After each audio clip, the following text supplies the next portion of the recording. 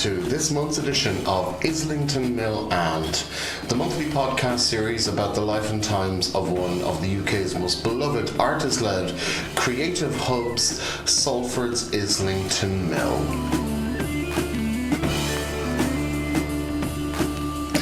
We're coming to the end of the month of August here in Greater Manchester, and that means that it's Pride season now. Pride has already been and gone this month because we're in one of those strange months where there's an entire week after the bank holiday weekend, because the bank holiday Monday fell on the 25th, I believe, which means that there's an entire Tuesday through to Sunday left in August.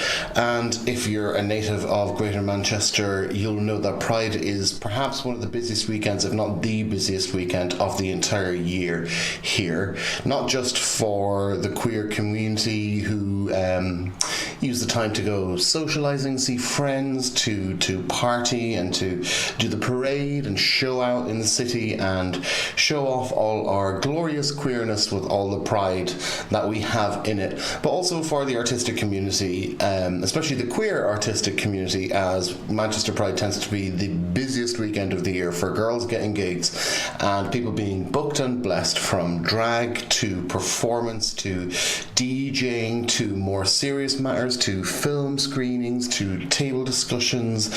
All sorts of stuff happens over the basically 4 days of Pride weekend here in Greater Manchester, and for me it's always usually a very hectic time, and I think it has been. I think it's quite easy, be quite right to say that for our guests on this month's podcast it was also quite a hectic time, as they had a bunch of gigs themselves. Now, the guests on this month's edition of Islington Mill and are the Dames and Bleach. The Dames being a live cabaret music act comprised of Nancy and Eve, and Bleach being Nancy's partner, who kind of, as they say themselves in the interview, they're kind of in a bit of an informal throuple, although it's not sexual in that way. They just work together a lot, and some people in the Islington Mill community might already know Nancy and Bleach, as they've been to Islington Mill and stayed a few times actually, I believe, in the past, but this is my first time interviewing them. They were over in the week leading up to Pride doing a little residency, developing and working on some new music, live music, for a show, some of which they performed at Feel Good Club and which they're now taking back to Berlin, and I believe they're going to be doing more work on the show and performing it all over Berlin, and hopefully coming back to Manchester with that soon as well. Eve and Nancy are both trans women, and Bleach is non-binary and very punk in their aesthetic, which is great. So it's very queer from the outset, and because they're based in Berlin, they've got some, they're really real with the kind of radical politics that people over here in the UK pay a lot of lip service to, but I don't know if we're actually as, keen to do it in real life as they are to talk about it.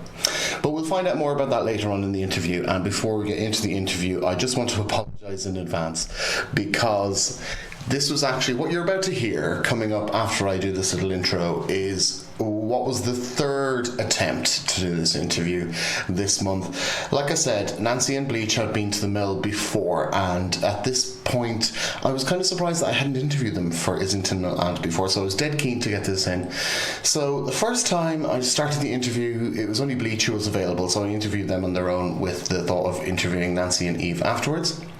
However, for some reason, it just did not record onto my little Tascam. That's my little Tascam that I'm recording onto right now, that I'm tapping, that you can hear the little thing. I have no idea why that didn't work, but actually I took that first knockback as being a better reason to get them all together in the same space and to record an interview with them all in the one room talking about it. Thankfully, I was able to pin them down as they were getting ready on the Friday evening for their own show. I believe they were performing at Feel Good Club, a cabaret that was happening in Feel Good Club, and also Friday I was getting ready myself to run out the door to go and start and DJ and host and get organised for Fat Pride, which we do every Friday of Pride in the dance arena. I started the interview and it was going really well. It was going really fab. And at some point during the interview, I mentioned that I had screwed up the initial interview with Bleach, at which point Bleach pointed out maybe you should check that the thing is recording again now, which I did, and I shite you not, it wasn't recording again. So we had to start all over again, and bearing in mind that Nancy and Eve, well, Bleach was doing their own makeup, but Nancy and Eve were doing each other's makeup to get all dolled up for the show that they were going out to that evening. So while the interview started very well, unfortunately a lot of that got lost. So when it came to the third time round, the third time lucky, the interview itself was a bit more chaotic and not as slick and polished and linear as I like my interviews to be normally. But we had to do what we had to do, and I'm really glad that we actually did get some dialogue down on tape to broadcast to you, the listeners, this month. But I will say it's a bit chaotic, it's a bit rambly, and there were points within the interview where we all had to stop and try and remember, did I ask you this question in the interview that didn't record, or should I ask you this again? And you can go through it again and maybe be hearing it twice. Anyway, it's a bit all over the shop. But you know what? That is quite fitting with some of the vibe of the Dames and Bleach, specifically Bleach. I would say that the Dames are a lot more controlled, and you can hear that in the dialogue we've got coming up, where they talk about music and their influences and how they met, and also what the scene is like in Berlin at the moment. And like I said, they're very political and very politically active people living in one of the most politically forthright and openly queer cities on the planet. So there's a lot of that coming down the pipeline. Right, I've done my little intro now. I think that's setting the scene well enough. This is probably the most linear part of this entire show that you're going to get, but it's definitely worth sticking with because they are really fab and some of the stuff they say is really important. So, I'm going to hand myself over to myself on the 5th floor of Islington Mill last Friday, the 24th of August, with this month's podcast guests, the Dames, which are Nancy and Eve and Bleach. Sorry, okay. I didn't mean to. Oh my god. I just thought it was kind of... We're going to have to go again. Third time lucky. Third time's a charm. Okay, let's dial it back. I am here on the 5th floor in Islington Mill with Bleach and the Dames, and for full disclosure, just so everyone knows, this is our third attempt to do this interview because the first two didn't record, and I'm double checking it again now to make sure that it's sound really natural. It's the first time we ever had this conversation. Oh yes, oh very, very normal. Oh, you're from Boone. Yeah. So yeah, it's recording now, for fuck's sake. And also, like, okay, you can swear if you want on the podcast, it's not that big a deal. But I am here on the 5th floor with Bleach and the Dames being Nancy and Eve. And I've just introduced you guys, but would you like to introduce yourselves and tell the audience who you are? Or say hello to the audience anyway. Hello, audience. Hi, how's it going? So we're the Dames. We're like a Berlin-based cabaret act, a live music, piano and singing duo, and Eve is currently doing my makeup. She just blew directly in my eye. Yeah, you're going to hear some lovely naturalistic ASMR sounds in the background of this interview, because you're all sat here doing your faces and beating your faces, and you'll probably hear some like brush sounds and that kind of thing being picked up. So that's the Dames, and I'm Bleach, a drag queen that likes to scream and shout, and I'm here supporting the Dames. Oh, very good. As my favourite piano cabaret act. Tell us more. Yeah. Oh, they're absolutely fabulous. I've seen them grow from little dingy bars to full-blown theatre stages. Excellent. And for me, it's classic. A classic. Get a fabulous transsexual on a piano together, and you've got some amazing cabaret. And guess what? There's two transsexuals. Wow. So is it true that you guys are from Berlin? We're not from Berlin, but we're based in Berlin. Okay, so where are you actually from? I'm from Burnley, which is kind of why we're here. And I'm from France, Paris. Paris. And I'm from Essex. Oh, I'm sorry. But you are based in Berlin. Yeah, I've been there for 7 years. How did you end up in Berlin? Was it just a choice? I was a bad girl with a nasty habit. And how are you finding Manchester this go around? Oh wait a minute, you seem to be doing something quite delicate. Yeah, go on, Bleach. Do you want to do? I'm intrigued by it. I was here in Corona and there was lots of scaffolding up, and I've romanticised the city tenfold since New Order, Hacienda, even pushing it back to Joy Division, and then recently, as in the last 5 years, through the sort of Family Gorgeous and the drag scene and getting to know people via drag, and then now turning up. Maybe I've just become an old dinosaur, but I don't feel that romanticised spark yet. And it might just be the prominent shiny buildings, and it might just be the Booking.com sponsoring Pride, or it might just be I haven't dug deep enough. But the aesthetic level of the city looks very bourgeois. Yeah. Well, I mean, it is bourgeois. Like you mentioned, all the new builds that have gone up since Corona. I mean, they were starting before Corona. Yeah. But they've gone up since, and it's quite funny. Sometimes I walk around Manchester city centre now, and I turn a corner and I literally don't know where I am. Yeah. Because this street didn't exist 3-4 years ago, or I don't know. It's just a bit weird like that. But it is an interesting question what you were saying about earlier when we tried the earlier take of this interview that didn't come out when we were going through these same questions, which this is obviously this is the first time you're answering this question. But, I mean, I did change my words every time. You did? I know. I tried hard on that. I will give it up. Like, you're very pro at this. You're very good. Talking about, where's Manchester gone, what's happening to Manchester and stuff. And it's it's an interesting question. I, as someone who lives here and works in the art sector and in the kind of DIY end of the art sector as well, I don't know. It's definitely is getting bougier, because all the new buildings that are going up, I'm like, who's moving into these? Like, certainly nobody I know. Actually, I tell a lie. I do know 2 people who moved into one of them.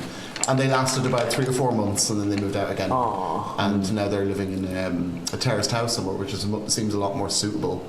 But it is a funny kind of like, all the development that's going on, and I'm just, I don't know. Yeah, it feels like a bit like, yes, Manchester might be going a bit down the shitter, but so is the country, and so is the world. Yeah. Like, so it's hard to tell like what's Manchester and what's just actually like the UK. Yeah. And what's just the way that the world is going, Yeah. But because we went to Burnley yesterday, and there was like the whole streets, all the lampposts had Union Jack flags on them. Yeah. Which was like, what the fuck? Like, I've never seen that before. Yeah. Like, fair play, like when the football's on, you might see like a few England flags around. Yeah, but to see like birthday or some the shit. Union Jack flags everywhere, I was like, what the fuck? So weird. Yeah. And then it's my first time in Manchester, so obviously I can't, or to be fair, in the UK. Yeah. So I can't really compare, but from talking with the performers after the gig we had earlier in Manchester, a lot of the discussion and a lot of the analysis is very similar to what's happening in Berlin, just at different stages, I think. Yeah. It feels like Berlin is a bit, we're in earlier stages, so we still have a bit more opportunities and fun, but a lot of what's happening, it feels that it's happening also in Berlin, with the buildings being bought, right, and the clubs closing, and the city not becoming affordable. And the art changing with the sponsors and and then the fundings, and there's some kind of parallels that feels that it's just happening a bit everywhere. So you feel like Berlin is getting more expensive and stuff? Yeah. I've been here for 10 years, and now the highest I would pay for a room in a flat share now is the normal price. Yeah. It's the lucky price you pay. Yeah. And that's just for living. Yeah.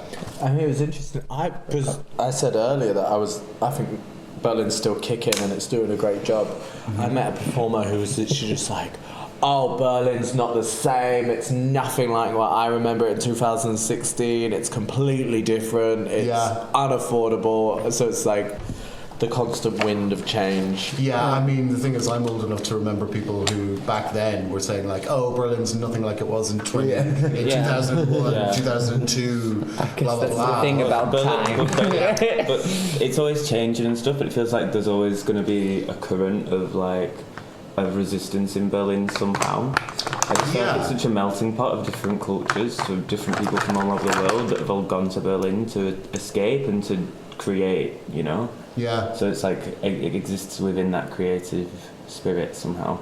So beyond thinking about like the rent going up, which I think is a really universal thing, because I think even in Manchester, like when I look around how much we were paying 5 years ago, even 3 years ago, 2 years ago, I'm thinking about people who are looking for flats at the moment and hearing about what they're asking them to pay, and it's getting a bit ridiculous. I think rent going up seems to be quite a universal thing that I'm hearing everywhere.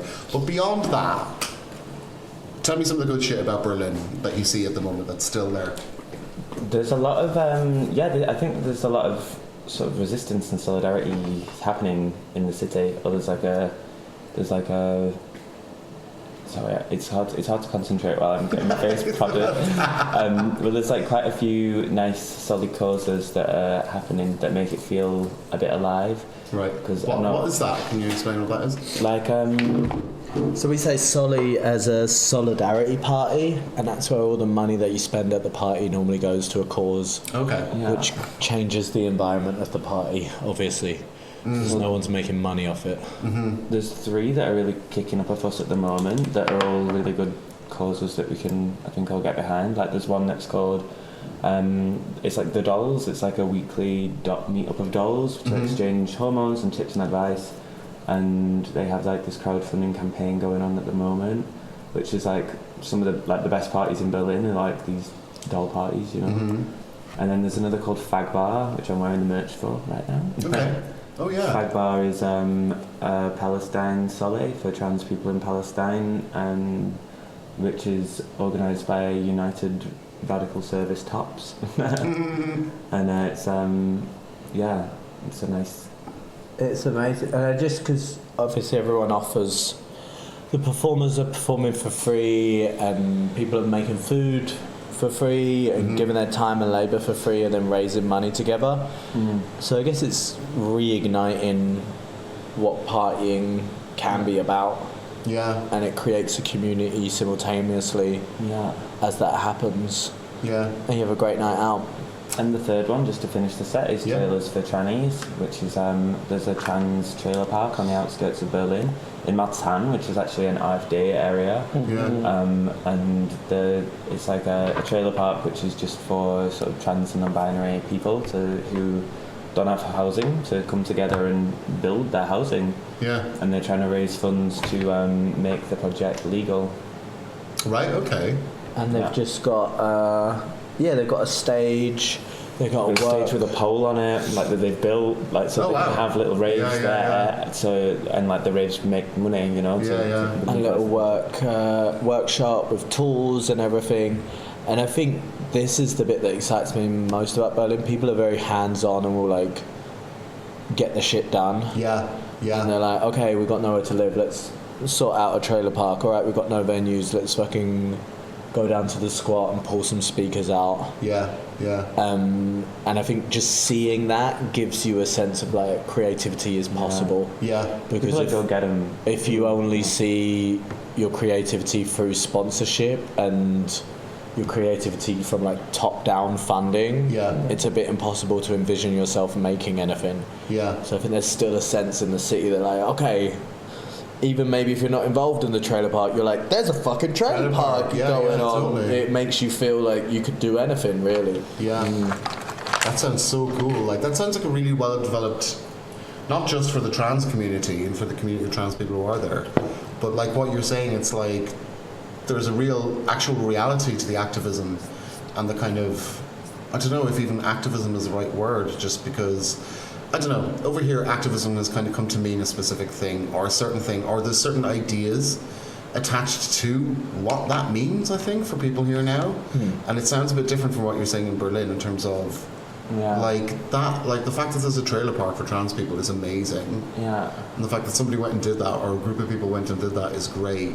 That's the kind of thing that you'd hear about, the idea of that over here, but I don't know if you'd ever actually have the reality of it getting done. And I think that, like, that says a lot about Berlin, I think. And then on top of that, the party scene is kicking up still. That's what I wanted to ask about next, beyond the actual, like... And I think if Nance isn't getting her face smashed in, Berghain and the techno scene is slowly withering away into a tourist mirage. Slowly, girl, they've never came back since COVID. There you go. And what has come out, Nancy works for a party that's really like showing off Lunchbox Candy, which is sort of a new wave of Berlin party style.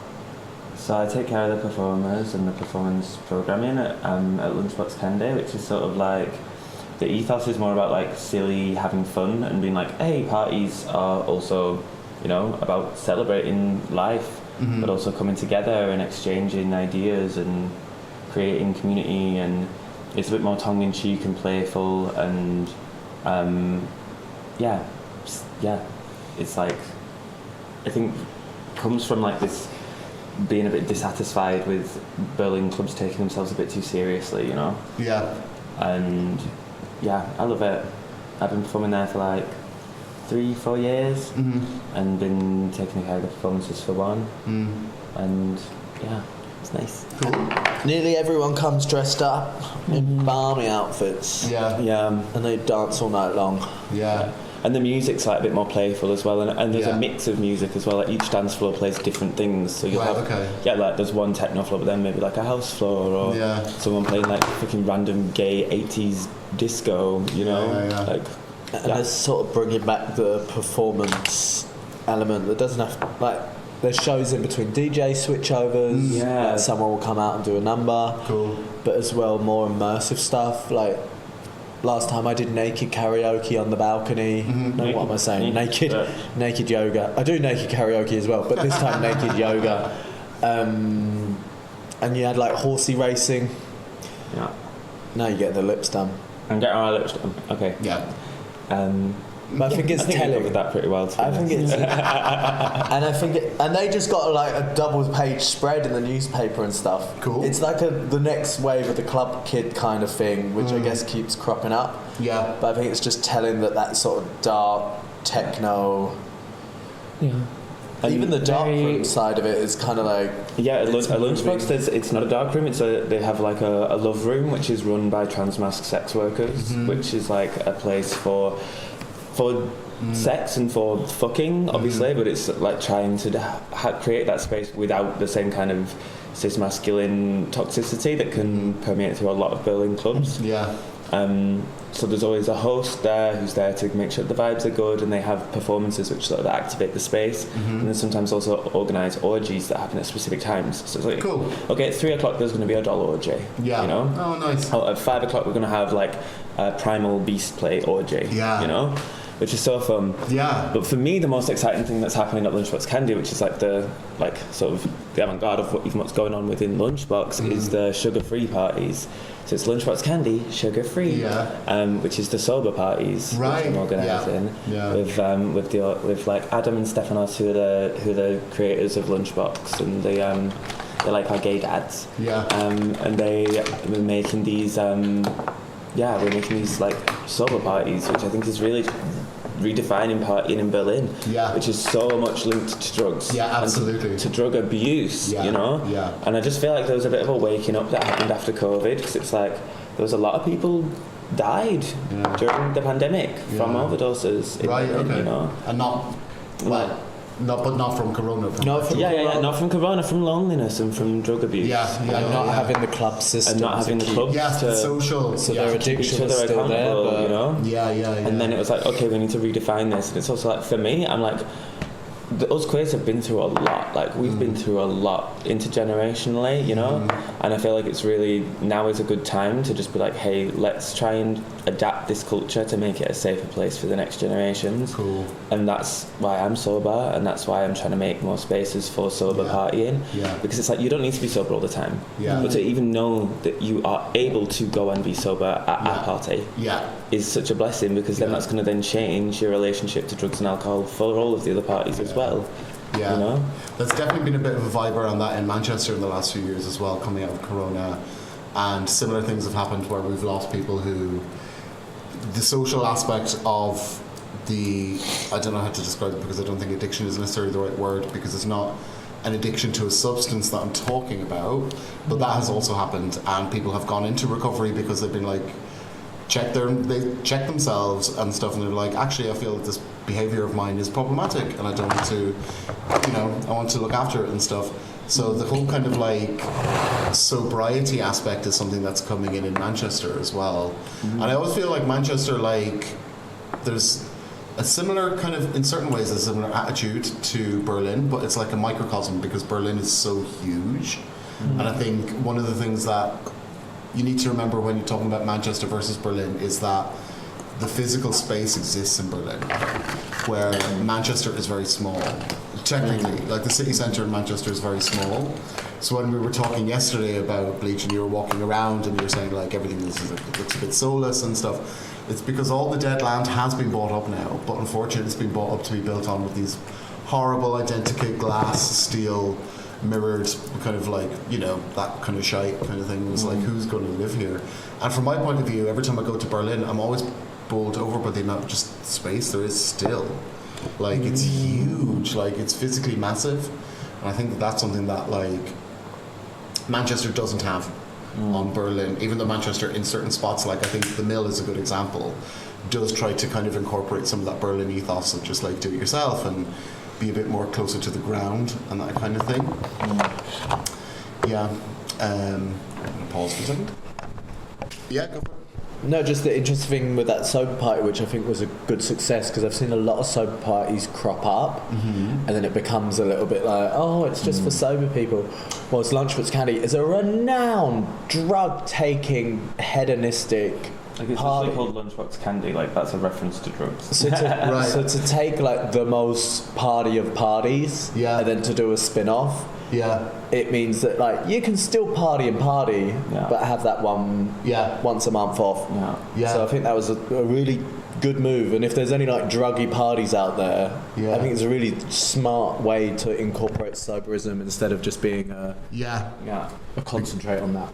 And I think as well, because for me, every time I'd like experienced a sober party before, it was always like, oh, it's a sober party, so we're going to have a panel discussion, and then we're going to have like a talk, and then we're all going to sit around and hold hands. And I was like, oh my god, it's so boring. Like, it's a sober party. You need to make it even more fun. More fun. You need to make it even more like crazy and wild, and have more performances, have like more fun music. Like, you can't have it. Oh, it's a sober party, so it needs to be really boring. Don't be stupid. You need to distract people from their itch. Literally. Because also there is an aspect of like, being involved in some sober stuff here as well. And like, I'm not talking about the sober stuff that we've done, but like, and it's not the fault of anyone really, but there's a perception of a slight moralism around it as well, where it's like, well, I don't know, it's probably a bit different in Berlin, because I feel like in Berlin, the reality that adults are going to take drugs when they go clubbing is just accepted.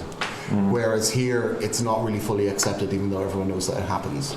There's a kind of moralism still around the fact that people like to take drugs, and people go out and they take drugs. And then that is kind of inverted when it comes to sober stuff here, where people feel maybe a bit guilted and a bit ashamed of the fact that they might want to take drugs. And that's not the point of a sober space either. A sober space is there to support the people who don't want to or can't take substances and stuff, but to show them a good time as well. And it's interesting, like, in terms of how Sugar Free runs, is there like, can people be taking substances on the premises as it's happening? No, it's a strictly no. Once you're in the door, it's strictly sober. I mean, of course, like, that wouldn't work.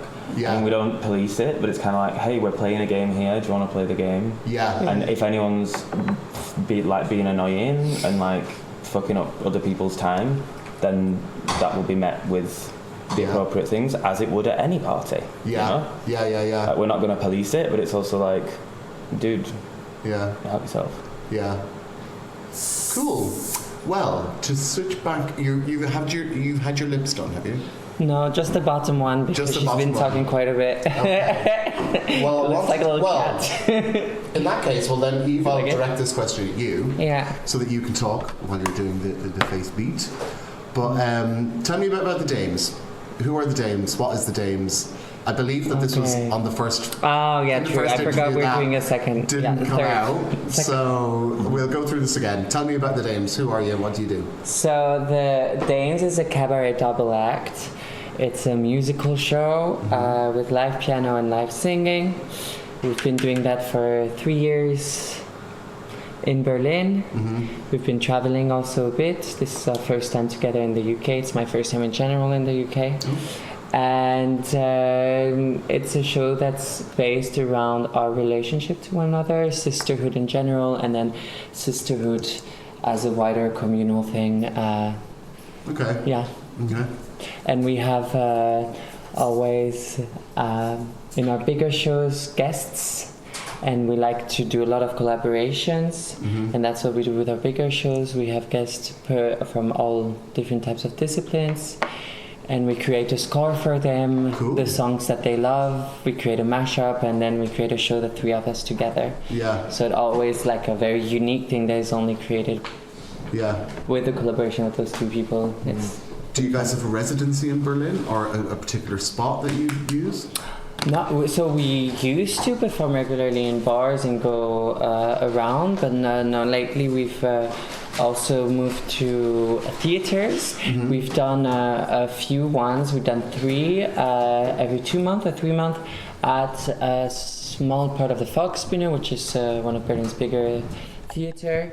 And there we really got to experiment with this collaboration. With every time we had a different guest, and we build a whole show, and it's kind of a storytelling show where we explore a theme with doing the whole show. And every time it was different performer, a different theme, different songs, and then in the end, those 3 shows that we did over the course of 6 months with 3 different performers ended up telling a story. When the first one was tackling more femininity, the second one was tackling more spirituality, and the third one was tackling more masculinity. Okay. So we had the first one was Chiki, a sex worker, burlesque artist. Second one was with the Jade Lee, freak show, contortionist, and third one was with Connor Lingus, and that was drag king. Yeah. So it was really, in the end, it was a journey from femininity to masculinity through spirituality, which encompasses a lot of our relationship. In this show, actually, we talk a lot about our relationship to that, and it's very very emotional show. People usually come up to us crying after. Get a laugh. Well, I saw you guys rehearsing in the club space the other day. So I do, so I guess that it's just purely, I mean, you do use a loop pedal. Newly, that's very new. That was the first time that we Oh, really? Oh, yeah. Okay. Yeah, because that's what we're doing on the residency, is trying to okay, cool. I'll come back to that in a minute. But I can imagine it being quite emotional, because for me, some of the hardest hitting music is just when it's a voice and one accompaniment, especially piano, is something that I personally feel can get straight to emotion like that. It's raw. Yeah, it is raw. So I'm not surprised to hear that people are very emotionally affected by the. But it's not just about that as well. Like for me, it's also very much about having a sense of humour, and I don't know. We have the tagline amour, humour, glamour. Oh yeah. Like love, humour, glamour. Yeah. Which I think encapsulates the themes quite well. It's a roller coaster, an emotional roller coaster. It's emotional not just in the sad sense, and it's funny also. It can we express a lot of different emotions. Yeah. But definitely, like you said, just because we pump our bodies full of estrogen. Riled up. But definitely, you're right that the piano is a thing. Like for instance, we try usually to not let a lot of silence. So whenever even we're talking in between numbers, there's always piano playing. And whenever you talk about something serious and there's piano playing, suddenly it changes the whole thing. Like it makes it even more emotional, you know? Yeah. And that's a powerful thing. Even sometimes we do discussions with the audience and with the piano. And I think having a score while we're doing that, it creates an emotion where the people suddenly open up more, you know? It's kind of like we're tricking them through music to overshare. So you said that why are you here at the Mill right now then? I know that this is another question that I asked you before when we didn't record, so I'm just going to ask it again. Why? So, over the past 3 years that we've been doing this, we really built this strong core, I would say, of who we are, what we do, and we really got comfortable with that. Do you want to move it? And now we're really how do you say that in English? Reaping the fruits of our work. We have some great opportunities coming for us until the end of 26 that we're super excited about in Berlin. But then after 26 we can I want to also go in different directions. After 25 we kind of want to start 26 with going into a new direction and implementing new things in this as part of this cabaret show that mainly is around covers for now. Yeah. We have one original, and that's, for instance, would be something we're keen on exploring more, is doing originals. Cool. But also still keeping it around live storytelling, which is really much what the Dame is about. Yeah. It's not about recorded music. We're not recording artists. We really like the idea of through live music you can really tell a story, and it doesn't have to be a 3-minute story. If you want to talk in the middle of the song and have a longer break and then it all joins back 10 minutes after, and so now we're trying to explore new experimental ways to see how we can contribute and further this idea of storytelling in different ways. So with a loop pedal, with more experimental weird shit, and getting also a bit out of our comfort zone. So and you're here to develop. At the moment, you're developing the act, but you're also. Tell me where you're getting made up just now. Where are you going? Well, me and Bleach are going to go and judge the Mischief pageant, and I'm going to be a beautiful audience member. Oh, you're judging the pageant? Yeah. Oh, very nice. Because this weekend is Pride. So everyone's super duper busy now, and including you. Yeah, including me. I need to wrap this up in a minute and head off and start getting ready for Fat Pride, which is this evening. But that's fine. We've done it Fat Pride a bunch now, and it just tends to roll. Pardon the pun. Yeah, Fat Pride will be rolling along well and stuff. But I'm just trying to remember if there was any other questions in that other fucking interview that didn't. I want to tell them that we need to get off Instagram. Yeah, no, I was going to get to that in a bit. I want to tell them. You will tell them. They'll be told. But I'm just trying to think if there was anything in the first interview that didn't come out. The differences sparking. Oh, true. Oh yes. So nice. well, okay. I'll field this to you by saying, how did you guys meet and how did you start working together? So we met in church. That is not a joke. Okay. No, we had already known each other for a while. We were like distant acquaintances, and then we were both part of the same project where Eve was doing the set design and I was a drag artist being interviewed for a TV show that never aired. Right. And it was being filmed inside a church. Okay. And then Eve started playing the piano that was in the church, and I started singing, and we were like, "Oh, that was fun. We should do this more often." And we did. And then we did. But it was sort of like we did that, and that's an amazing meeting story. Yeah, I know. And then 6 months later, we had like a show that we did, and then 6 months after that, we did another show, and then 3 months after that, we did a show, and then 2 months after that we did a show, and then 1 month, and then 2 weeks, and then 1 week, and then 1 week, and then 1 week, and then that leads us to now. And now they're inseparable. Yeah. And we are officially in a frapple. No, that's crazy. A platonic throuple. Yeah, no, it's a work relationship, but it's also Nancy is the closest person in my life. Okay. Yeah, it's a soulmate thing, isn't it? Oh yeah, absolutely. It's very part of, much. Yeah. And for me, polyamory goes beyond just like sexual things. It's also allowing that you have like lots of relationships in your life that all mean a lot of things. You know? Yeah. But I think that what like makes the Dames so special is that we both come from such different backgrounds and have very different references. Oh, now I remember what it was. I was asking you what your influences were, and you couldn't think of it because you're both so completely different. So let me do that again. What are your influences?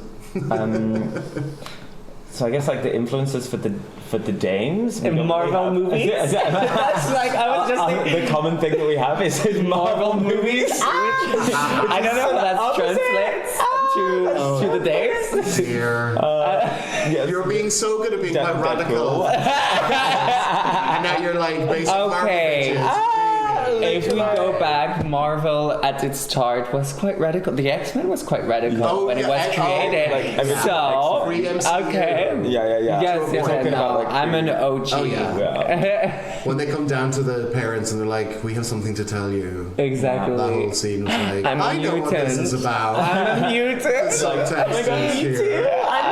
Yes. We shape. But I feel like in terms of influences for the Dames, I don't know if we have it's not really. Well, why do you think you work so well together? Is it because you're very similar, or is it because you're quite... It's because we're very different. Yes. Try to get us. Yeah, no, we're so different. Like I'm very like, oh, I love dressing very colourfully and being a bit like, meh, and I don't know. Yeah, I'm a bit more subdued. Subdued. True, we have very different influences, and I would say also I see the glass half empty and you see the glass half full, which is a great thing because after one take, after we rehearse the song one time, Nancy will be like, oh my god, we're amazing, we got this, and I'll be like, my god, we're shit. We need to rehearse a lot, and actually we're both right. And we're both right, and we meet in the middle, and that creates actually a very good thing because and it's nice because I feel like a lot of my references are a bit more like, I'm like, we need to make a show which is entertaining. Because I'm like, if we've not got people, you know, we need to get them on our side by making them fucking laugh and making them have fun. Yeah. And Eve's a bit more on the like arty side, like. But you don't care about the audience. You just. No, actually, I do care about the audience now. Eve was very like, oh, we could do like a really experimental thing, and I was like, but does that not sound really boring? But not if you don't make it boring. I think it's definitely a challenge, and that's where it becomes interesting with the two of us, because it's about finding like the balance and finding it. Yeah. I love this idea. I love when I see, for me, what I find entertaining in performances is contrast. Yeah. When you see a freak show that's also scary but also very glamorous at the same time. It's always finding a balance. So it's like we do those super deep emotional stuff, but we're also just very silly, and that just shows on stage a lot. And I think whenever also I want to explore more experimental stuff, I also know that we're going to do it with the Dames Prism, and we're meeting across class boundaries. Yes. It's possible, y'all. Yes. Also, in terms of the influences, I think rather than an easier way to frame that question would be, so you said at the moment most of the set is covers. Who are you covering? Oh yeah. Oh, we're all maidens. Like, we cover people that are not alive. At one point we realized, we were like, oh my god, our most recent cover is Justin Timberlake. It's Justin Timberlake and Living La Vida Loca. There are two like pop songs. So then we decided to do a Chappell Rowan. Yeah, and we're like, look, we're so hit. So definitely, I think that's something we have in common. We did like Julie London and stuff like that. But I guess Rolling Stones. We did like some Rolling Stones and stuff. Talking Heads. Yeah, Talking Heads. And we did Anoni as well, who's also kind of new. We did it. That's an Anoni song. That's more current than the Rolling Stones. Yeah, for sure.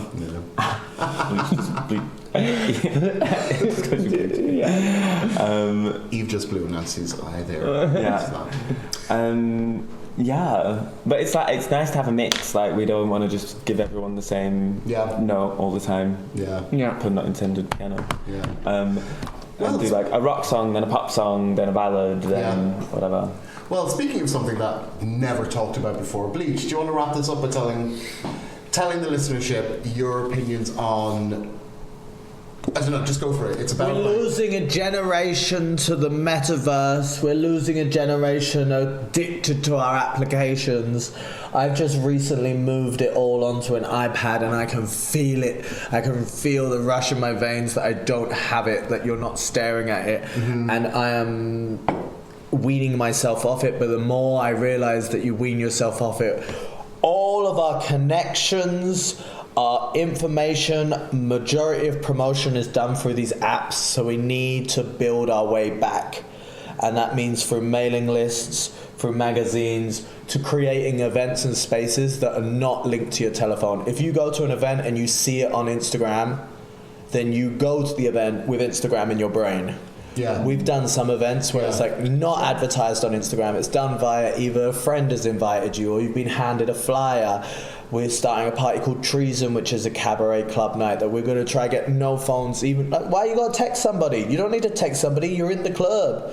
Like, let your brain ease off the fact, because as soon as you link your brain to Instagram, then your brain is linked to the world, and then you're not in the power of now. Yeah. And I think it's our responsibility as people that may have once read a magazine or held a magazine or got a mailing list. It's our responsibility to rebuild the connections back to those things, because one day Instagram is either going to kick you off for being a homosexual because it's not in line with their capitalist bullshit, or they're just going to make you pay for it, which you pointed out clearly. Like, it's a few steps away before they start making you pay €20 a month for it. So I think now more than ever, join everybody's mailing list, see it as a practice of getting yourself off of these applications. Try pick up someone's zine, or even start printing your own zine, and just invest in people's artwork that is physical, because it is important to make sure that we still have some autonomy in this world, because we are on the verge of flipping into full-blown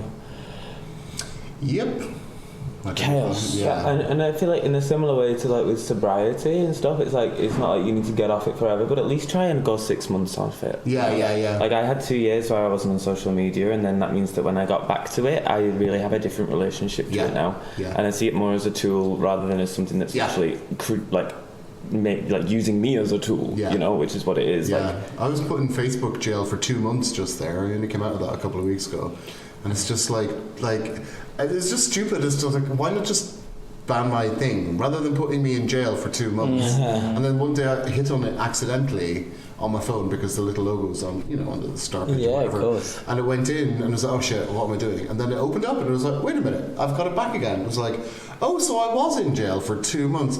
But yeah, no, that point is very, very good, of just like take yourself away from it, because what will happen is that you'll reframe your relationship to it and use it as the tool it's actually designed to be.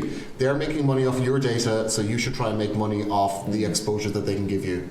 That's my takeaway from social media at the moment, is if you're not using it to generate income for yourself, you're not using it the correct way, because they're making money off you, so try and make money back off them.